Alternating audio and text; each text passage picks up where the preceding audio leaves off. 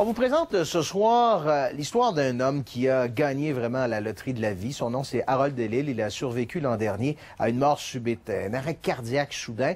Son malaise pourrait être dû à une accumulation de cholestérol dans les artères sans qu'il ne le sache d'abord.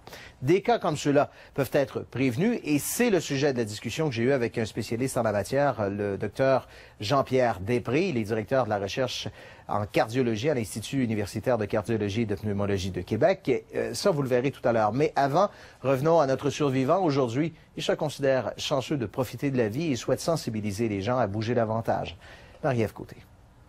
L'entraînement, c'était pour le plaisir, être capable de faire mes activités.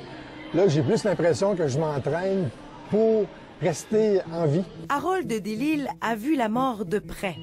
Ils ont constaté mon décès à l'urgence. En avril dernier, l'homme de 58 ans pratiquait son entraînement matinal. Je faisais du vélo, du step, de l'elliptique, tout était standard. Vers midi, son état change. J'avais une sensation étrange, mais je savais pas ce que j'avais. C'est comme un engourdissement, mais très prononcé. Fait que je trouvais pas ça normal. Je me suis présenté ici à l'urgence et j'ai bien fait parce qu'en me présentant à l'urgence, je suis tombé au sol. Ce matin-là, son entraînement aurait pu lui être fatal. Bien, sur le certificat qu'ils me donnent lorsqu'on quitte l'hôpital, ils disent « mort subite ». Ça fait qu'eux m'ont pris en main tout de suite lorsque je suis tombé au sol. Et puis, ils m'ont fait des massages cardiaques, ils m'ont amené à l'unité coronarienne, ils m'ont débloqué. Lors d'une mort subite d'origine cardiaque, le cœur cesse de battre. Les personnes touchées perdent rapidement connaissance, s'écroulent subitement et cessent de respirer. Vous avez été chanceux en chien? Très chanceux. Vous êtes-vous acheté un billet de loto? Vous allez gagner une fois, là? Paul Poirier est cardiologue à l'Institut universitaire de cardiologie et de pneumologie de Québec. Chaque jour, le docteur Poirier analyse les effets de l'exercice sur le cœur de dizaines de patients qui présentent des douleurs thoraciques. Si ce monsieur-là s'était pas effondré dans notre salle d'attente, et s'il n'avait pas été en forme, il ferait partie des statistiques aujourd'hui de 30% de décès par mort subite. Il y a 10 ans, 50% des victimes en mouraient. À partir de 35 ans, le risque augmente de 0,1% à chaque année. Les causes sont au-dessus de 35 ans. 40 ans, c'est une maladie coronarienne, un blocage des artères, qui est secondaire à des facteurs de risque, tabac, diabète, hypertension, cholestérol, sédentarité, obésité, des choses que tout le monde sait.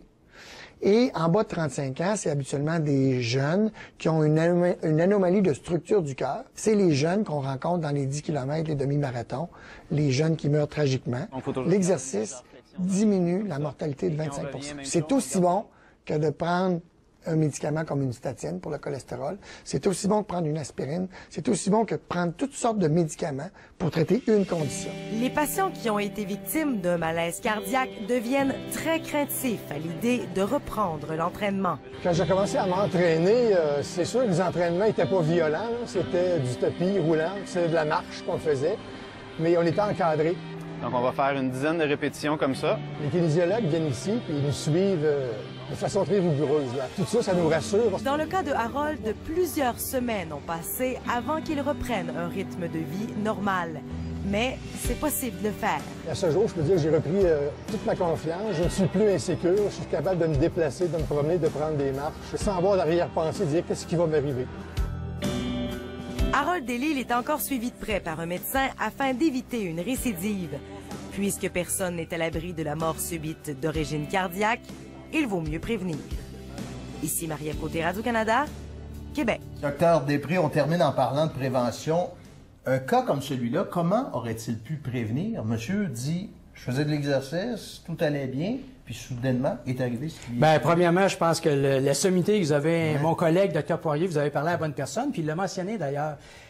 80% des cas comme ça de mort subite, entre guillemets, s'expliquent par des facteurs de risque sous-jacents. Il y a des causes génétiques, là, on va trouver par exemple des grands athlètes qui vont tomber au sol, c'est très spectaculaire, mais ça, c'est très, très rare. Mais il y a toujours, finalement, lorsqu'on regarde le tableau attentivement, des facteurs de risque sous-jacents. Est-ce que l'alimentation de ce monsieur-là était optimale?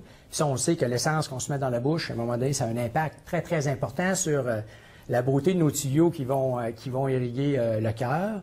Même chose pour ses habitudes d'activité physique en dehors de l'exercice qu'il faisait, parce que c'était quelqu'un qui était très sédentaire. Après, les facteurs de risque biologiques, les lipides du sang, la tension artérielle, des fois juste un petit peu augmentée avec les lipides un petit peu détériorés, petite glycémie qui dérape. On met tout ça, ça fait augmenter considérablement le nombre de billets de loterie pour, malheureusement, subir un événement comme ça.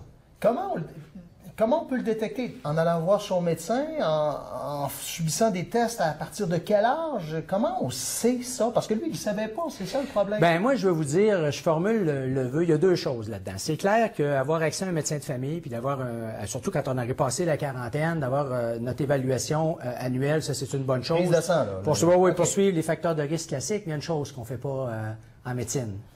C'est de mesurer avec des outils standardisés vos comportements. Alors, ce monsieur-là, est-ce qu'il dort bien?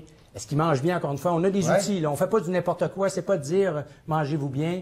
Même chose au niveau des habitudes d'activité physique. Le fameux tour de taille. Pas besoin d'être gros, encore une fois, pour avoir de cette graisse-là interne dangereuse. Puis la condition cardio-respiratoire. Ça, c'est être capable de faire de l'exercice de façon vigoureuse. Être capable de faire de l'exercice de façon vigoureuse, c'est le facteur de protection numéro 1, mais ça ne vous garantit pas, par exemple. Ce n'est pas une protection totale contre la survenue de ces événements-là. Fait que ça nous prend un tableau un peu complet. Malheureusement, on n'est pas outillé en médecine. En ce moment, là, on parle beaucoup de prévention. Prévention, c'est le parent pauvre. Puis malheureusement, si je peux me permettre un commentaire éditorial-là, on pense que la prévention, ça se passe à l'échelle de la population, puis dans les hôpitaux, il ne devrait pas y avoir de prévention. Il faut rapprocher ces deux sollicitudes-là. Il faut faire de la prévention en milieu hospitalier aussi. Puis on est capable de le faire. On a toute l'expertise de le faire. Encore faut-il se donner les moyens. En attendant que ce soit en place, ce vœu-là, le conseil à donner après 40 ans, examen annuel? Oui, moi tout à fait. Il faut savoir, premièrement, est-ce que mon cholestérol, mes lipides dans le sang, est-ce que je suis dans une fourchette normale? L'hypertension, vous savez, avec tout le sel qui est omniprésent dans notre alimentation, c'est omniprésent. Il y a tellement de gens qui ont une tension artérielle modérément augmentée. C'est très, très insidieux. Puis ça endommage nos artères. Même chose, il y a des gens qui font du diabète puis qui ne le savent pas. Le fameux tour de taille, ça augmente-tu avec les années? On aimerait donc être capable justement de donner à la population un bulletin sur leur qualité nutritionnelle. Là. Puis ces outils-là, ils existent. On serait capable de façon relativement fiable de vous dire, ouf, il y a des choses à moins manger, il y a des choses à ajouter à l'alimentation pour donner de la bonne essence au moteur. Fait que ça, après 40 ans, ce serait donc agréable si le citoyen qui veut prendre en charge sa santé, qu'on lui donne les outils aussi. On l'évalue, mais qu'on lui donne les outils à se prendre en charge. Savoir quoi faire pour éviter des histoires comme celle-là. Heureusement, elle se termine bien, cette histoire. Merci, Dr. Desclous. Merci.